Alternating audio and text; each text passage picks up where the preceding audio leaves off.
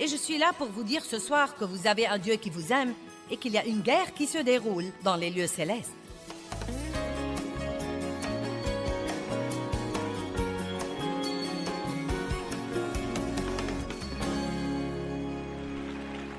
Nous sommes dans une guerre, mais nous ne devrions jamais être si insensés pour penser que Dieu ne nous a pas laissés équipés. Vous ne devez jamais craindre le diable, vous ne devez jamais rien craindre de ce qu'il essaye de vous faire, car vraiment et sincèrement, nous sommes plus que vainqueurs. Au beau milieu de ce que vous endurez en ce moment, vous ne devez pas croire que vous êtes la queue de quoi que ce soit, car la Bible dit que vous êtes la tête et non la queue, en haut et jamais en bas. Vous dites, eh bien, ce n'est pas ce que je sens. Vous ne devez pas suivre vos sentiments. Tenez-vous ferme dans la parole de Dieu et dites, la Bible dit que même au beau milieu de mes batailles, je suis plus que vainqueur par celui qui m'aime. Au beau milieu de vos batailles, n'oubliez jamais que Dieu vous aime profondément, énormément, et qu'il a un très bon plan pour votre vie. Il y a des personnes, ici ce soir, vous devez prendre ceci et vous devez l'avaler. Ne le laissez pas voler par-dessus votre tête. Vous avez des choses qui se passent, vous êtes blessé, vous avez des problèmes, vous faites face à des choses, et vous êtes, vous savez, peut-être que vous êtes venu ici ce soir avec l'espoir que je vous remontrerai le moral, et je crois que je peux faire ça. Je crois que je peux vous équiper et que vous arriverez par la parole de Dieu au point où vous ne serez pas toujours celui qui doit être encouragé, mais celui qui encourage les autres. La seule raison pour laquelle nous déprimons tellement quand nous avons des problèmes, c'est que nous craignons de ne jamais pouvoir nous en débarrasser. Nous craignons de ne pas avoir ce que nous voulons dans la vie ou de devoir attendre beaucoup plus longtemps que nous ne croyons que nous pouvons attendre. Nous croyons que ce que quelqu'un nous a fait nous est injuste, et il se peut que ce soit le cas. Mais nous devons aussi nous rappeler que Dieu est un Dieu de justice et qu'il ne supportera pas que les gens blessent ses enfants s'il demeure ferme dans sa parole. Si quelqu'un me blesse et que j'ai une attitude amère et que je refuse de lui pardonner, je ne peux pas m'attendre à ce que Dieu me délivre. Je ne verrai pas la justice de Dieu dans ma vie si j'ai cette mauvaise attitude. Mais si, par sa grâce, je joue le rôle qu'il m'a demandé de jouer, Dieu me rendra toujours justice dans ma vie et il vous rendra toujours justice dans votre vie. Écoutez-moi, si quelqu'un vous a blessé, Dieu est un Dieu de justice et il vous rendra le double pour vos ennuis si vous tenez bon dans sa parole. Est-ce que vous me comprenez? Vous devez comprendre ça. Vous êtes plus que vainqueur. Peut-être que vous pensez en ce moment que vous êtes en bas, mais la Bible dit qu'au beau milieu de toutes ces choses, non pas quand elles sont finies, mais au beau milieu de toutes ces choses, et c'est le meilleur moment pour ouvrir votre bouche et dire « Je suis plus que vainqueur par Christ qui m'aime ». As-tu entendu ça, diable? Je suis plus que vainqueur par Christ qui m'aime. La tête et non la queue, en haut et jamais en bas. Je prêterai à beaucoup de nations et je ne m'emprunterai pas. Maintenant, si nous voulons réussir à vaincre le diable, nous devons apprendre à prêter attention à ce qui se passe dans nos pensées. Et je crois parfois que nous ne prêtons pas assez attention à beaucoup de choses. Nous sommes plutôt... Vous savez, beaucoup de trucs nous dépassent. Je ne sais pas pourquoi j'ai perdu ma joie et pourquoi j'ai perdu ma paix. Eh bien, avez-vous jamais pensé à vos pensées?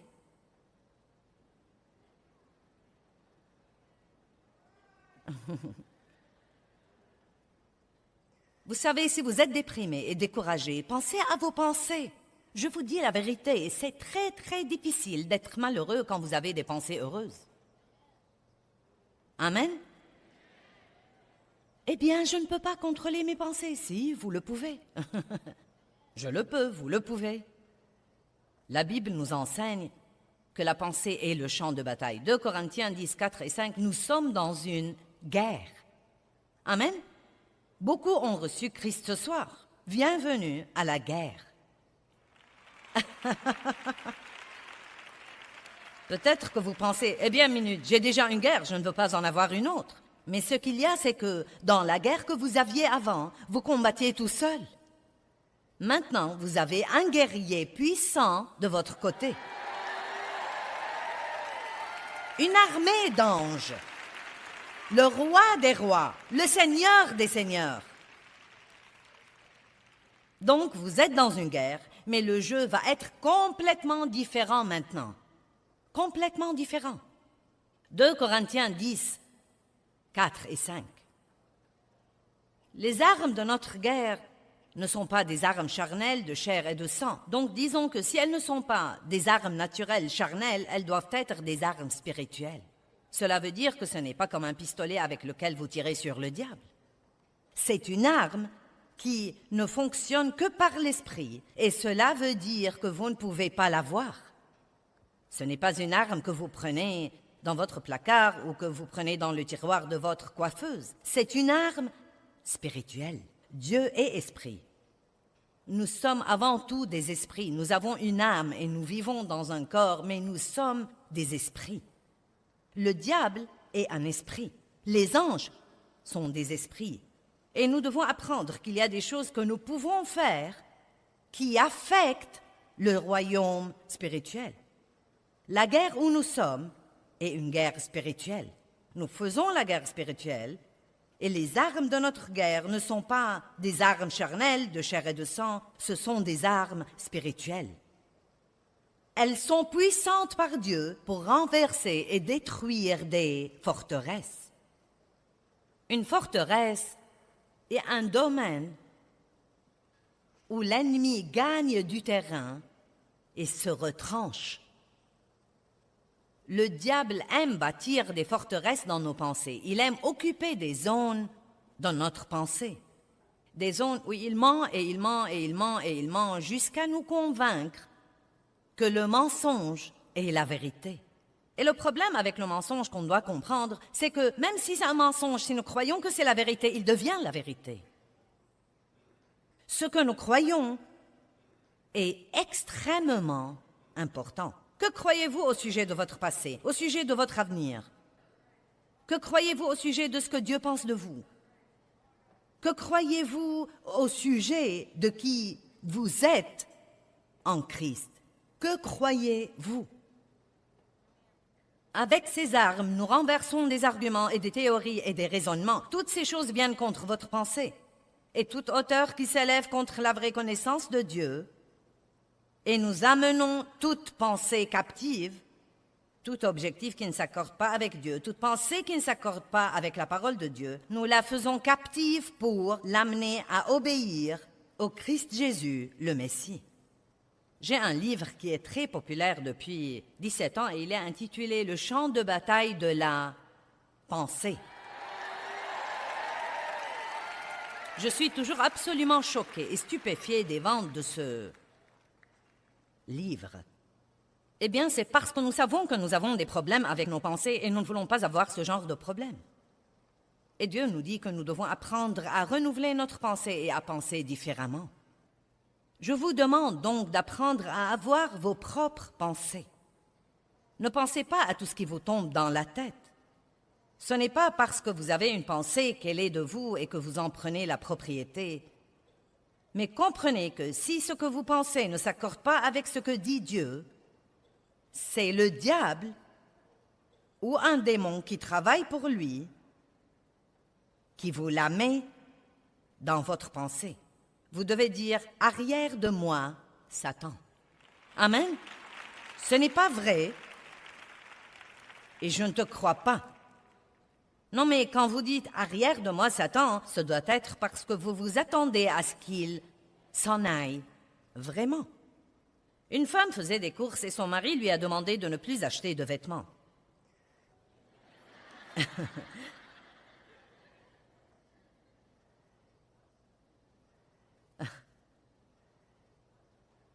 Parce qu'elle avait déjà tellement de vêtements dans sa penderie.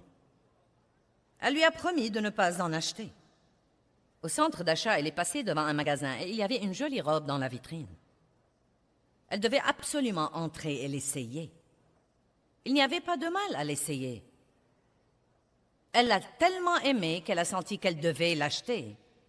Et c'est ce qu'elle a fait. Quand son mari a vu le sac de la robe, il n'était pas content. Elle a dit « Chérie, je l'ai essayé et elle me va si bien. Satan m'a tenté et j'ai dû l'acheter. Et son mari a dit, tu aurais dû prier tout de suite arrière de moi, Satan. Elle a dit, j'ai fait ça et il m'a dit que la robe était meilleure de derrière qu'elle ne l'était de devant.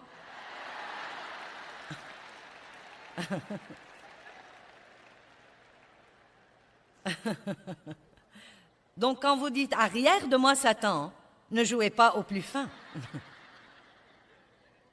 Si vous voulez vous débarrasser du diable, vous devez vraiment le vouloir. Vous sentez-vous comme un soldat? La Bible dit que nous sommes des soldats dans l'armée de Dieu. Vous comportez-vous comme un soldat? 2 Timothée 2, 4. Paul dit, personne, en s'engageant dans l'armée, ne s'embarrasse des affaires de la vie civile. 2 Timothée chapitre 2, verset 4. Personne en s'engageant dans l'armée ne s'embarrasse. Nous allons écrire le mot s'embarrasse en majuscule.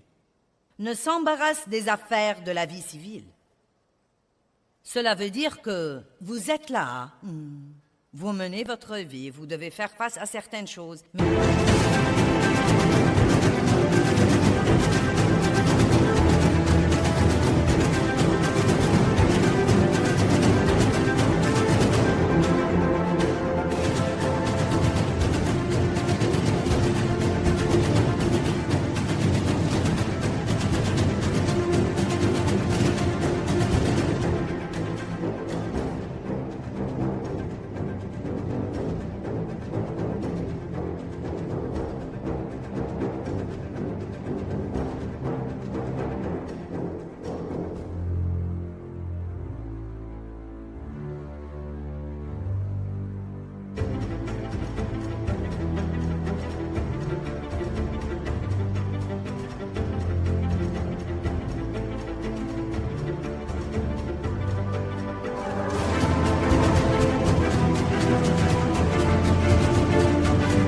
Et vous ne devez pas vous en embarrasser. N'encombrez pas votre vie de trucs. N'encombrez pas votre pensée de trucs qui préoccupent le monde.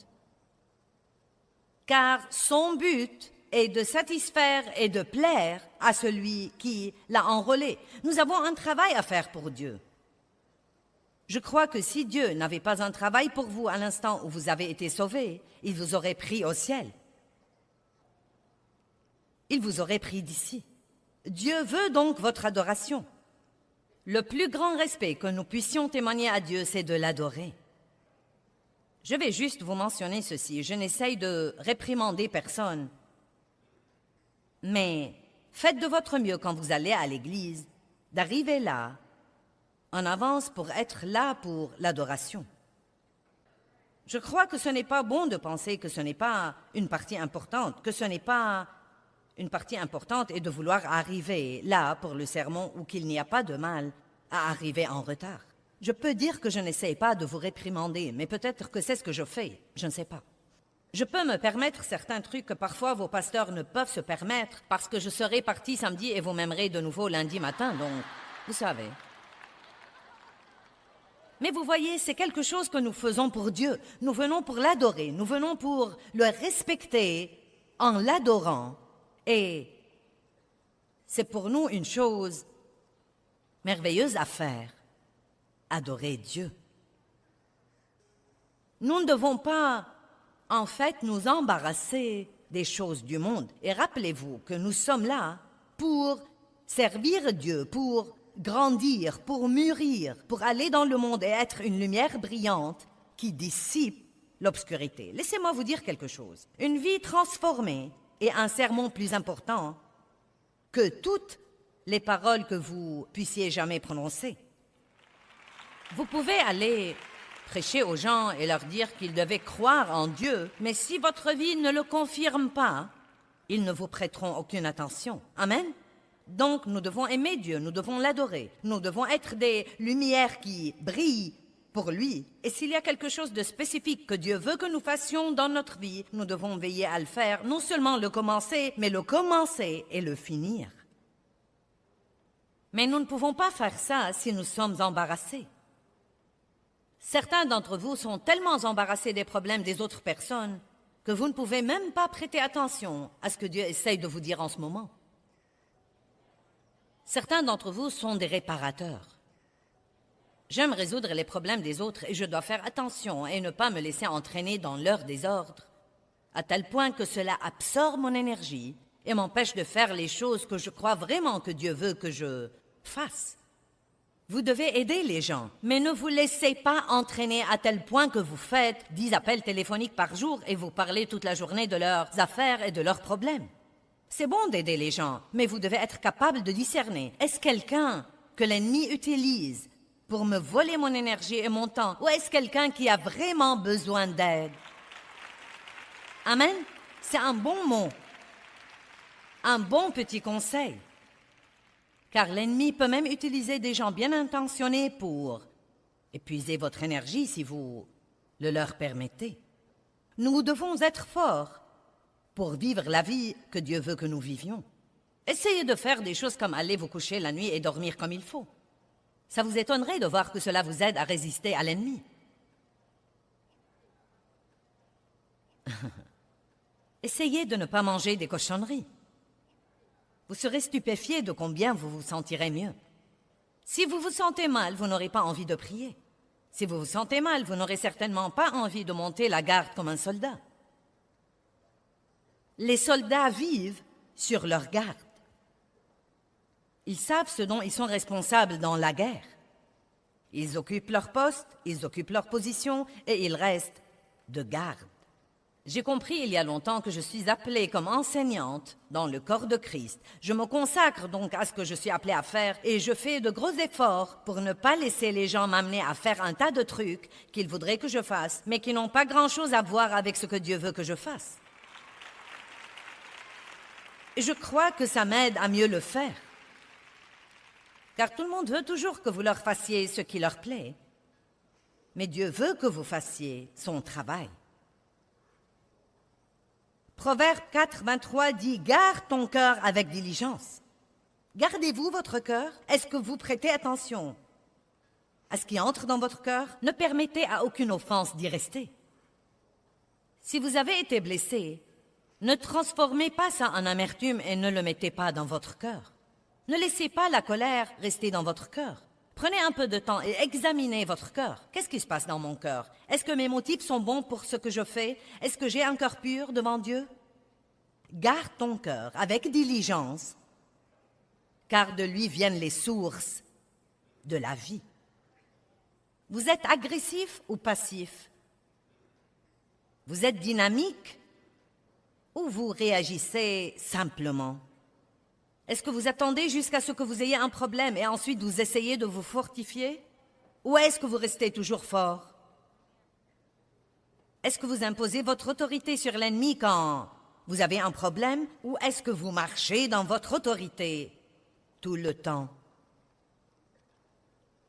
Est-ce que vous devez avoir quelqu'un pour vous motiver ou êtes-vous motivé par vous-même? Est-ce que quelqu'un doit venir vous remonter votre manivelle? Et est-ce que vous faites toute une histoire pour y aller? Ou est-ce que vous faites ce qu'il faut quand personne ne vous voit? Amen. Soyez une personne résolue. Soyez une personne qui vit intentionnellement. Est-ce que vous vous levez le matin pour attendre de voir ce qui arrivera avant de décider ce que vous voulez faire? Les gens me font prescrire quand je dis « Vous allez venir demain? Je vais attendre pour voir de quoi demain sera fait. » Eh bien, vous ne viendrez pas ici. Vous devez être intentionnel, faire les choses exprès, et vous devez savoir que chaque fois que vous voulez faire quelque chose qui va vous profiter spirituellement, ou vous aider à grandir en Dieu, ou vous aider à être une bénédiction à quelqu'un d'autre, l'ennemi va certainement essayer de vous arrêter. Même si vous commencez à prier sur un certain plan, Dieu vous a mis quelque chose dans le cœur pour lequel il faut prier. Et vous croyez que Dieu vous montre que si vous priez pour ça, vous serez exaucé et cela vous prendra dans un nouveau domaine de bénédiction. Je peux presque vous promettre que les premiers jours, vous aurez l'impression que vous régressez au lieu de progresser. Car l'ennemi veut vous faire croire que ça ne marche pas. Avez-vous prié pour quelqu'un et qu'il a été pire? Ou que le diable vous a chuchoté à l'oreille, ça ne marche pas. Pour qui te prends-tu? Mais vous savez ce qui arrive en fait? Quand vous priez, Dieu commence à travailler sur cette personne et elle est vraiment pire parce qu'elle est maintenant sous la conviction.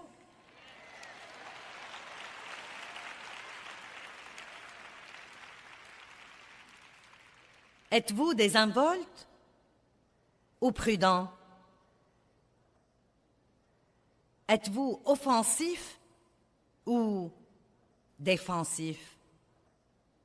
Ce soir, je parle de quelques armes offensives. Dans le reste des sessions, je vais parler plus d'armes défensives. Et Dieu nous donne les deux. Il nous donne des choses pour pourchasser le diable et il nous donne des choses pour nous protéger quand le diable vient contre nous. Je devrais dire ceci là parce que j'ai une grande variété des gens dans mes réunions et bien sûr des gens qui nous regardent à la télé dans le monde entier.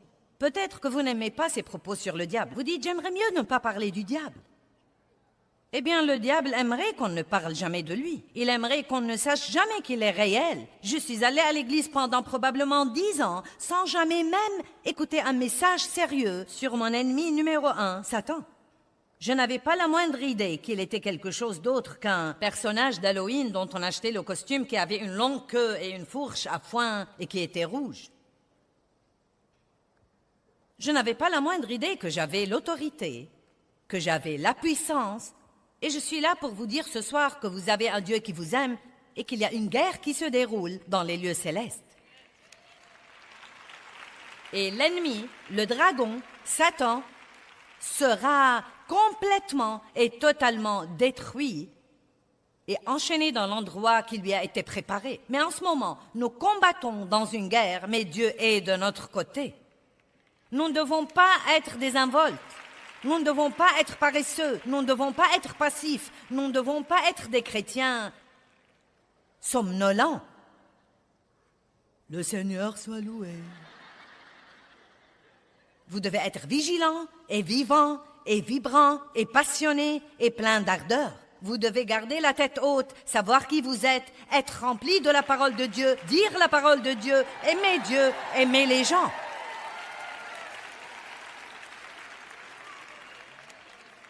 Eh bien, tu sais quoi, Joyce, ça demande vraiment beaucoup de travail. Écoutez-moi, ne regardez jamais quelqu'un qui a toutes sortes de victoires dans sa vie pour penser « Oh, si seulement j'avais cette vie !» Puis-je vous dire qu'il ne l'a pas eu par les souhaits? Je ne suis pas là où j'en suis aujourd'hui dans ma vie avec Dieu et dans ce ministère parce que je l'ai simplement souhaité.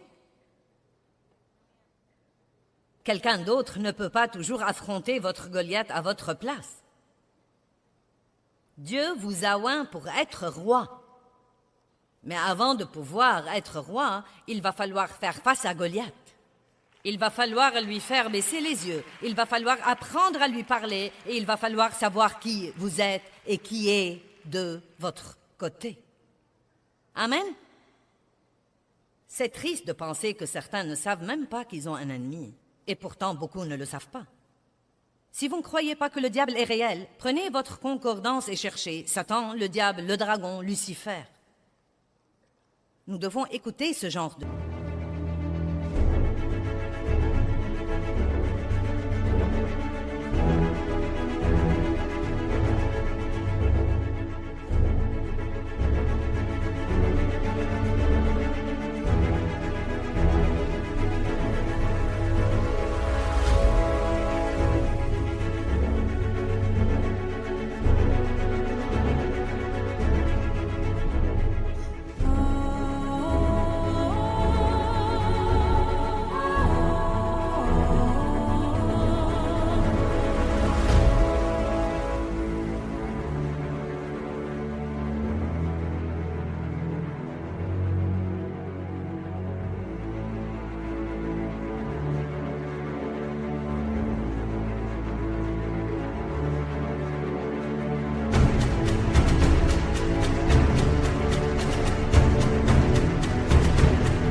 Nous devons nous rappeler que Dieu est de notre côté, que nous sommes plus que vainqueurs, que nous avons la puissance et nous avons l'autorité.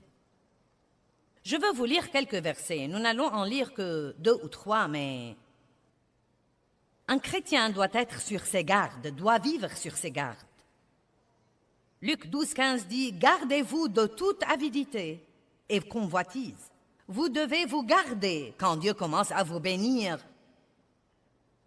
matériellement et financièrement, d'avoir un esprit avide et de vouloir de plus en plus et de plus en plus et de plus en plus et plus. C'est pourquoi veillez à ce que plus vous avez, plus vous donnez. Amen. Plus vous avez, plus vous donnez. Plus votre vie est meilleure, mieux vous traitez les autres personnes. Chaque fois que Dieu vous bénit, partagez-en toujours une partie avec quelqu'un d'autre. Et peut-être que c'est un des secrets du don. Peut-être que Dieu nous dit de donner toujours des prémices de ce qu'il nous donne dans la vie, de toujours donner d'abord, parce que c'est un des moyens dont nous combattons l'avidité et la convoitise, qui sont des choses terribles à avoir. Eh bien, j'espère et je prie que vous soyez déterminés à vivre avec un but, savoir qui vous êtes et à qui vous appartenez. Je vous encourage à être sur vos gardes parce que nous sommes en guerre. Toutefois, nous avons tout ce dont nous avons besoin, nous avons tout l'équipement spirituel dont nous avons besoin pour gagner cette guerre.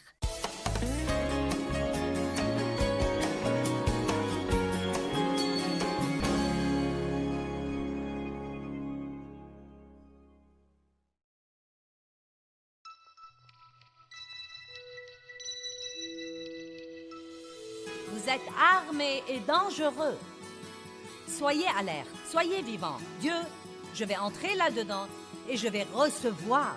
Je veux que ta parole me change. Je veux qu'elle renouvelle ma pensée et je libère ma foi. Comme quoi tu vas guérir cette maladie dans mon corps et que je ne vais pas rester blessée et brisée.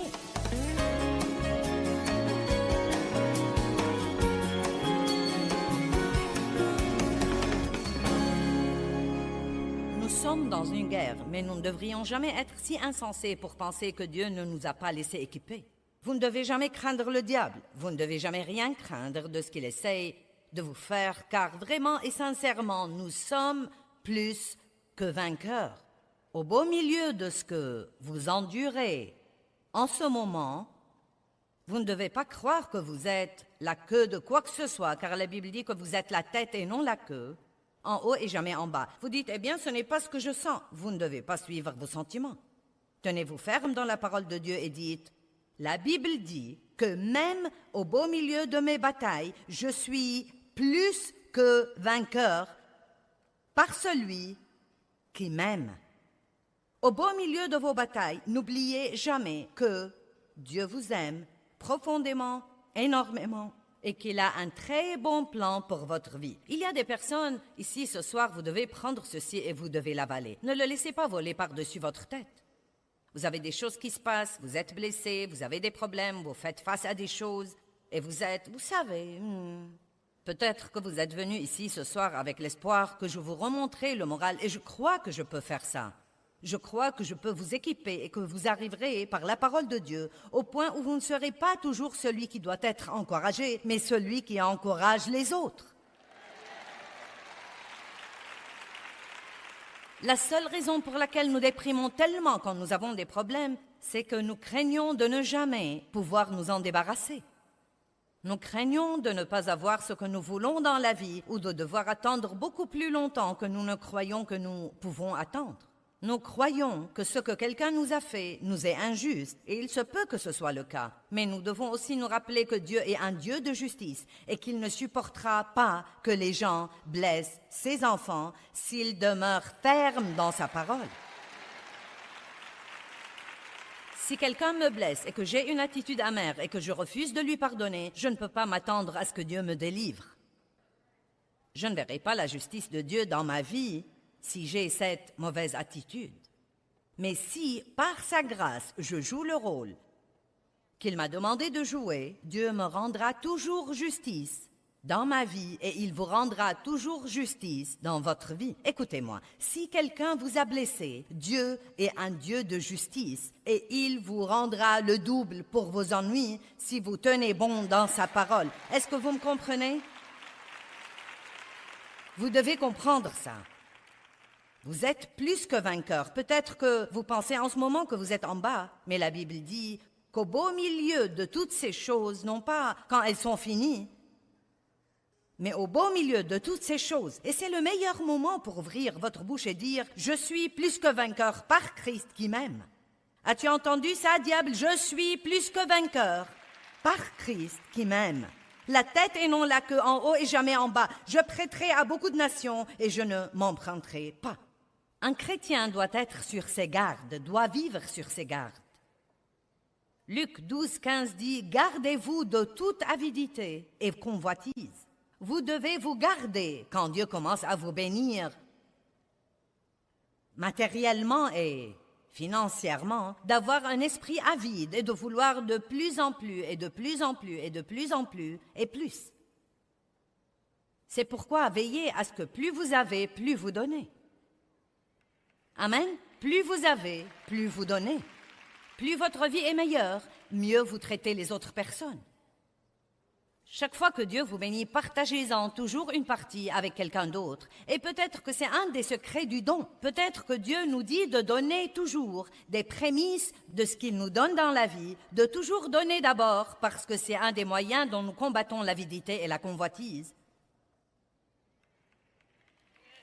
qui sont des choses terribles à avoir. Quand vous êtes avide et cupide, vous ne pouvez même pas être reconnaissant de ce que vous avez. Vous voulez plus. Matthieu 16, 6. Gardez-vous bien du levain des pharisiens. Ce levain dont il parlait était de revenir vivre sous le légalisme plutôt que de vivre dans la vraie liberté que Christ est mort pour nous donner. Jésus n'est pas mort pour que nous puissions vivre sous des règles et des réglementations et des lois que les gens nous font. Il veut que nous soyons libres pour être menés par le Saint-Esprit qui vit au-dedans de nous, qui nous mène toujours à une vie de sainteté. Matthieu chapitre 10, verset 17. Prenez garde de ceux qui s'opposent à Dieu. Faites attention qui vous fréquentez. Marc 13, 23. Prenez garde à vous-même. Vous devez vous connaître, connaître vos faiblesses, connaître vos forces. Luc 17, 3. Prenez garde les uns aux autres. Quand vous voyez quelqu'un commencer à transiger sur un certain plan, priez pour lui. Quand vous voyez quelqu'un traverser une période difficile, priez pour lui. Un des meilleurs moyens de nous entraider, c'est de prier tout de suite quand nous voyons quelqu'un avoir un besoin. Vous ne devez pas toujours faire un sermon à tout le monde et raconter à quelqu'un d'autre « Oh, j'ai remarqué qu'un tel traverse une période difficile aujourd'hui. » Non, si Dieu vous permet de remarquer qu'un tel traverse une période difficile, vous devez prier tout de suite. Dieu, je te demande au nom de Jésus de le fortifier. Je ne sais pas ce qu'il a, mais il traverse une période difficile. Et donc je le couvre. Je te demande de l'aider dans toutes ses difficultés. Maintenant, vous avez servi Dieu. Mais ce que nous faisons si souvent, c'est de parler de choses au lieu de parler pour les choses.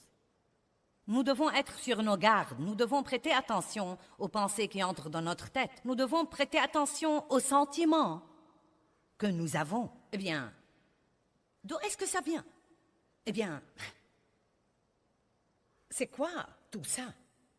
Arrêtez-vous et dites, Dieu, quelle est la source de ça? Quelle est la vraie raison de ce problème? Une nuit, je ne pouvais pas dormir. 4, 5 heures du matin, je ne pouvais pas dormir et d'habitude, je dors très bien. Donc finalement, je regrette de ne pas l'avoir fait plus tôt, mais finalement, j'ai dit, Dieu, mais quel est le problème? Car je sentais que le Saint-Esprit ne me laissait pas tranquille. Et immédiatement, Dieu m'a montré quelqu'un envers qui j'avais été impoli la veille. Et j'ai dû m'excuser auprès de Dieu et ensuite, quand il était temps de le faire, je me suis excusée auprès de lui. Mais il y avait une raison pour laquelle je ne dormais pas bien. Donc au lieu de dire « je ne sais pas, je ne dors pas bien, je me demande pourquoi », demandez à Dieu. Peut-être qu'il vous dira « tu as bu trop de café trop tard la nuit ». Vous savez, Dave avait du mal à dormir une fois la nuit et quand il est allé à Dieu, Dieu lui a dit « tu bois trop de boissons gazeuses ». Je n'ai rien contre les boissons gazeuses, mais Dave allait au drive-in et il achetait ce grand truc de 900 millilitres tous les jours et il le buvait et cela l'empêchait de dormir. Demandez à Dieu ce qui ne va pas chez vous. Allez! Certains ne veulent même pas savoir. Je ne vais rien lui demander, peut-être qu'il me le dira lui-même. Je prêche mieux que vous ne réagissez. Il va falloir vous revigorer.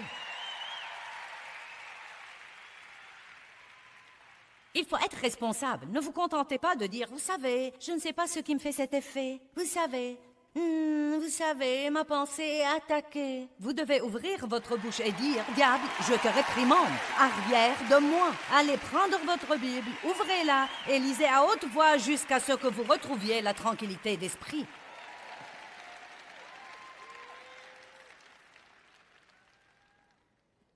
Parce que ça marchera si vous faites ça. J'étais blessée une fois et j'étais vraiment fâchée contre Dave. Et quand vous êtes fâché contre quelqu'un, vous n'entrez pas dans la pièce où il est. Quand il entre dans la pièce où vous êtes, tout s'embrouille et vous êtes comme... Vous ne lui parlez pas, vous ne dites rien. Vous n'êtes pas prêt de faire pour lui ce que vous faisiez.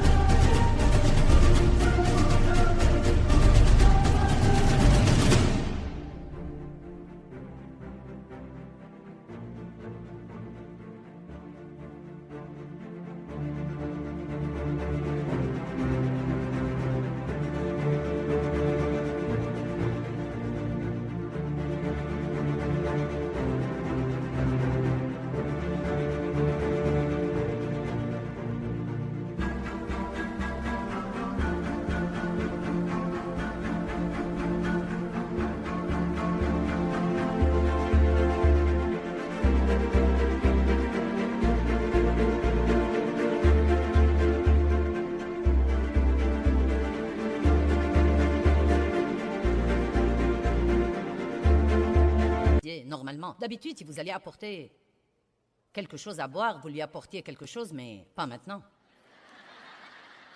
Non, je ne vais rien faire pour toi. Vous voyez, j'ai appris après une bonne trentaine d'années dans la parole que ça ne marche pas dans l'économie du royaume. Tout ce que je faisais, c'était d'ouvrir une porte au diable. La Bible dit que le soleil ne se couche pas sur votre colère. Ne donnez pas une opportunité au diable. Ne lui donnez pas accès. Mais je me sens si fâchée et je me sens si blessée. Nous commençons à jouer le jeu du blâme. Vous ne devez jamais vous inquiéter de ce que quelqu'un d'autre fait ou ne fait pas. Nous ne sommes responsables que de notre rôle. Vous ne m'avez pas entendu.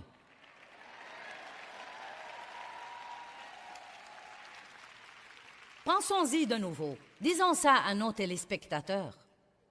Vous ne devez jamais vous inquiéter de ce que quelqu'un d'autre fait ou ne fait pas.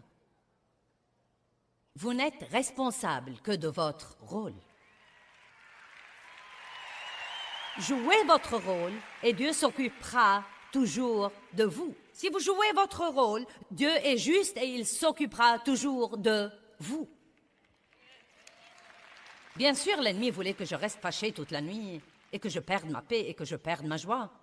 Mais j'ai pris ma Bible et je suis entrée dans ma pièce qui était mon bureau à l'époque. Je me suis couchée sur le plancher, je me suis mise face contre terre, j'ai fourré mon nez dans cette Bible et j'ai dit, Dieu, je veux que tu saches que je ne vais pas me lever d'ici ni quitter cette pièce avant que tu ne me donnes la grâce de sortir par cette porte et de me comporter comme une femme de Dieu et de parler à mon mari. Amen. Et j'y suis allée. J'ai commencé à prier, j'ai commencé à lire. Ah, les trucs que je fais pour vous, messieurs, dames.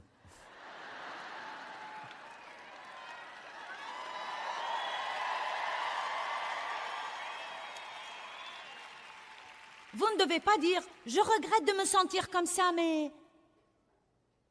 Dieu aide-moi à ne pas me sentir comme ça. » Non, je veux que vous ayez le feu sacré au-dedans de vous ce week-end.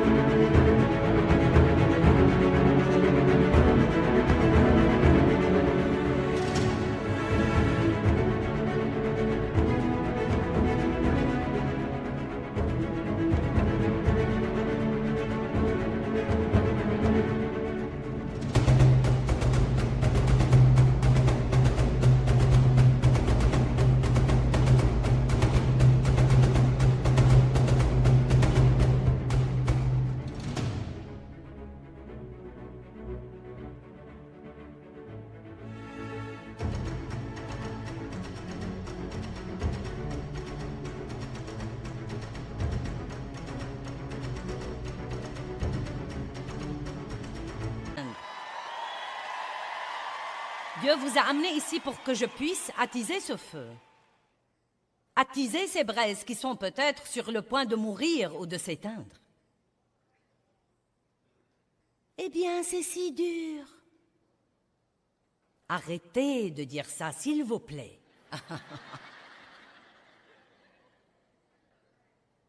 1 Thessaloniciens 5:6. Il dit « Ne dormons donc point comme les autres », et ça ne parle pas d'aller se coucher la nuit. Mais soyons vigilants, alertes, attentifs, prudents et sur nos gardes, et soyons sobres, calmes, posés et réfléchis. Ça n'a pas l'air de quelqu'un qui est le genre « Eh bien, quoi que ce soit ». C'est en fait quelqu'un d'intentionnel, qui vit avec résolution. Il a décidé d'avoir absolument la victoire et il ne va avoir rien d'autre que la victoire. Amen. L'apôtre Paul a dit « Mon but déterminé, c'est de le connaître. Si seulement je connaissais Dieu comme tu le connais. » Non, vous devez être déterminé. Assez déterminé pour aller vous coucher la nuit, pour vous lever le matin, aller passer ce temps avec Dieu et le connaître plus. Est-ce que quelqu'un sent une douce chaleur l'envahir au moins?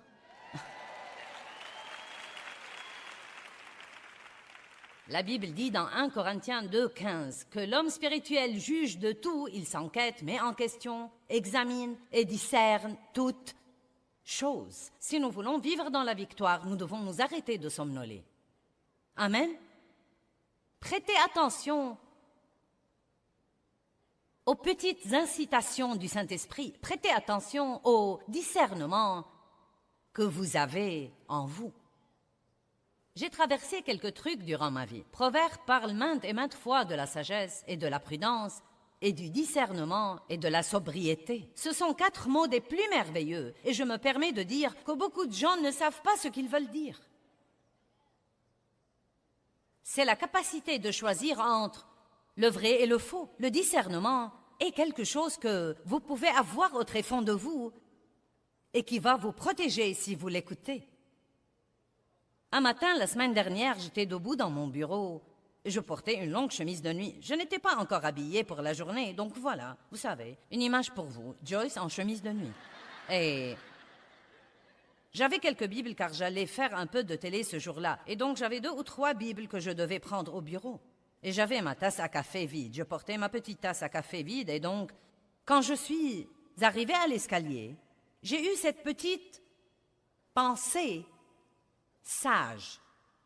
Je devrais saisir cette chemise de nuit et la remonter pour ne pas m'empêtrer les pieds et trébucher.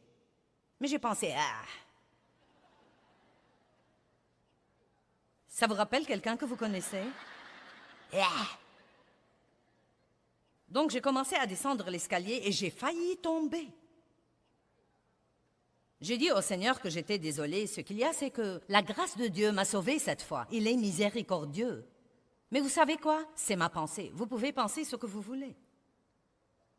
Je ne descendrai plus jamais ces escaliers sans remonter cette chemise de nuit si je la portais. Parce que je crois que maintenant que je sais et que j'ai vu la miséricorde de Dieu, si je continue à faire quelque chose d'idiot, à ce moment-là, je risque, et si je tombe, à ce moment-là, ce ne sera pas Dieu qui dit « Tu ne m'as pas écouté, je vais donc te faire tomber de l'escalier. » Mais quand nous n'écoutons pas Dieu et que nous savons que nous n'écoutons pas Dieu, quand vous ne savez pas est une chose, mais quand vous savez en est une autre. Si nous n'écoutons pas Dieu, ce que nous faisons à ce moment-là, c'est de sortir ici, en dehors de sa protection, là où nous sommes à découvert devant l'ennemi.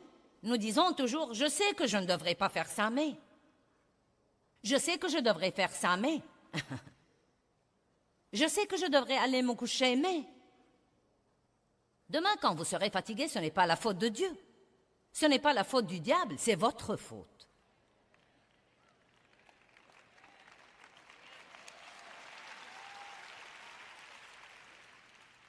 Et vous savez, je n'essaye pas d'être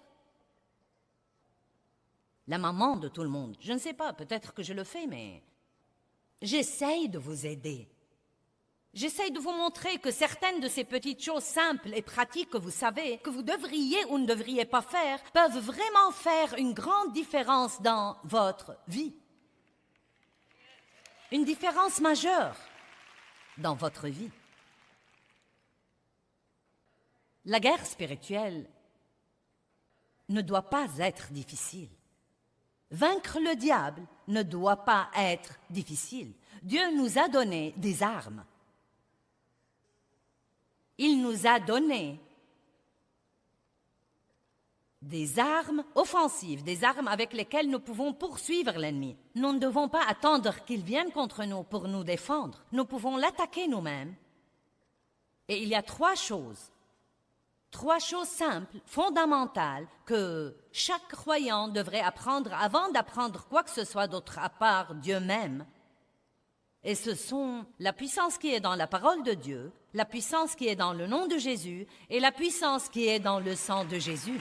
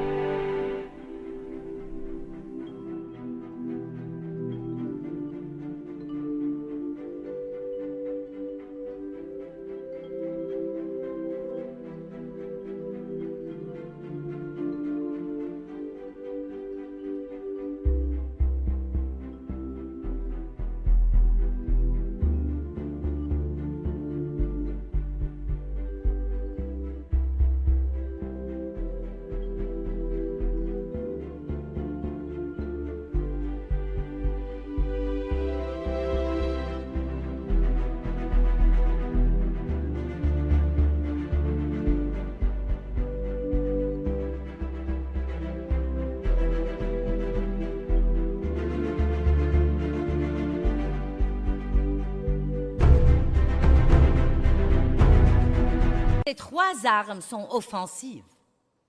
Nous pouvons les utiliser pour poursuivre le diable agressivement. Arrière de moi, Satan. Au nom de Jésus, arrière de moi.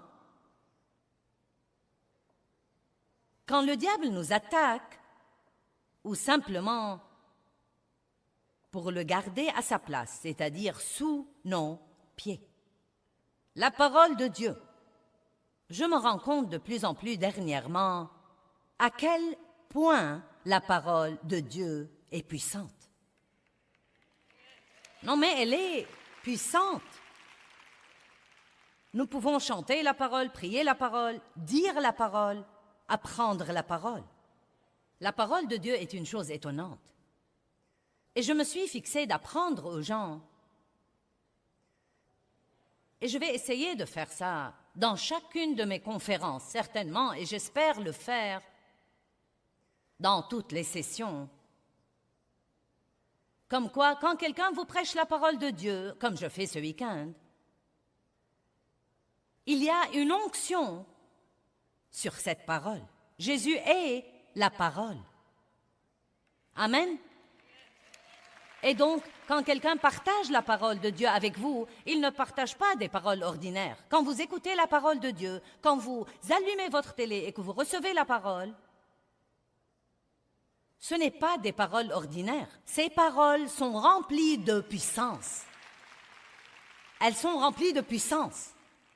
Nous prenons des vitamines parce que nous croyons qu'elles ont quelque chose en elles qui va nous aider. Eh bien, vous devez prendre la parole de Dieu. Ne vous asseyez pas comme « Eh bien, je suis venu pour écouter ce que Joyce a à dire ce week-end. » Vous allez à l'église, je me demande ce que le pasteur a à dire ce week-end. Vous ouvrez au premier verset, vous l'avez souligné, donc vous pouvez le repérer. « Ah, je connais celui-là. » Non, mais nous devons être attentifs. Vous devez écouter. Vous devez prendre quelques notes, peut-être, ou si vous écoutez quelque chose que vraiment, oui, j'en ai besoin. Achetez-en une copie, écoutez-la à plusieurs reprises. Mais je veux vous dire quelque chose. Quel que soit ce que je prêche, je crois que si vous libérez votre foi, vous pouvez recevoir la guérison dans un domaine de votre vie pendant que vous êtes assis là à recevoir la parole.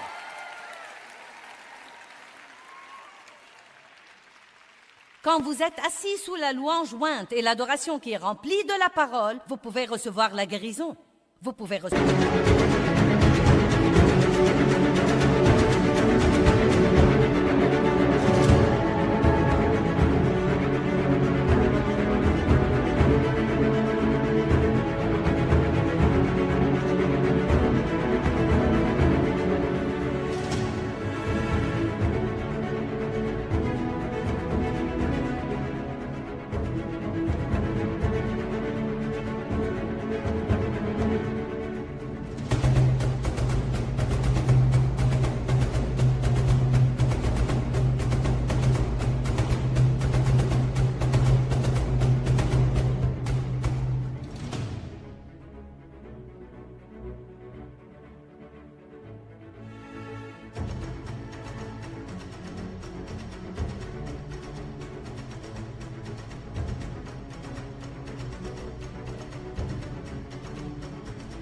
Recevoir la guérison physique, vous pouvez être guéri de la maladie. Psaume 107, 20, il envoie sa parole vivante et les guérit.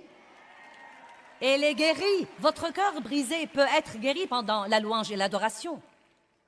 Votre âme blessée peut être guérie pendant que je prêche la parole. Votre pensée peut être guérie. Vos émotions peuvent être guéries.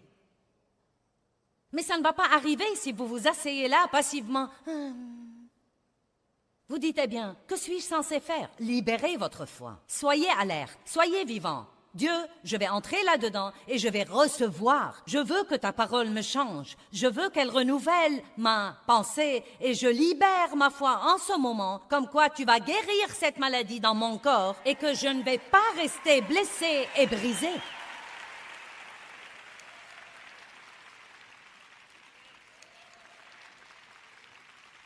Et voilà ce que je veux dire. Je crois que nous pouvons tous être trop désinvoltes parfois à propos de tout ça. Nous entrons d'un pas nonchalant, à mi-chemin de l'adoration. Nous dérangeons 50 personnes pour nous asseoir à notre place. Nous devons avoir une attitude respectueuse à l'égard de la parole de Dieu. Et si nous apprécions la parole plus, nous verrons la parole travailler dans nos vies d'une façon plus grande. Amen. Chaque fois que le diable disait quelque chose à Jésus, Jésus lui répondait, « Il est écrit » et lui citait un verset. Apprenez à parler à haute voix au diable. Dieu a exalté sa parole et son nom au-dessus de tout, et il a exalté sa parole même au-dessus de son nom. Psaume 138, verset 2. Avec la parole de Dieu qui sort de votre bouche, vous êtes armés et dangereux. Le nom de Jésus. Ça alors, ô bonté divine. Philippiens chapitre 2, verset 10. Et lui a donné un nom au-dessus de tout nom, afin qu'au nom de Jésus, tout genou fléchisse dans les cieux, sur la terre et sous la terre. Amen. Je vous défie d'ouvrir votre bouche environ 10 fois par jour et de dire « Jésus ». Ouh, il y a une puissance dans ce nom. Et je crois honnêtement que si nous faisons plus ces choses, nous verrions plus d'exaucement dans notre vie. Jésus. Commencez quand vous vous levez le matin. Le premier mot qui sort de votre bouche, Jésus. Ensuite, attendez une minute. Vous pourrez presque sentir l'onction reposer sur vous.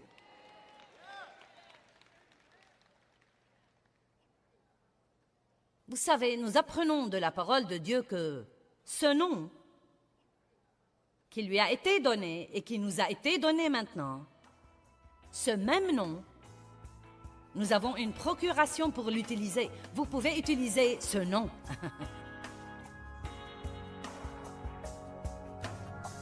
Ce nom représente tout ce qu'il est.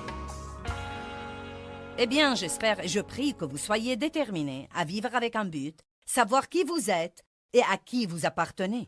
Je vous encourage à être sur vos gardes parce que nous sommes en guerre. Toutefois, nous avons tout ce dont nous avons besoin, nous avons tout l'équipement spirituel dont nous avons besoin pour gagner cette guerre.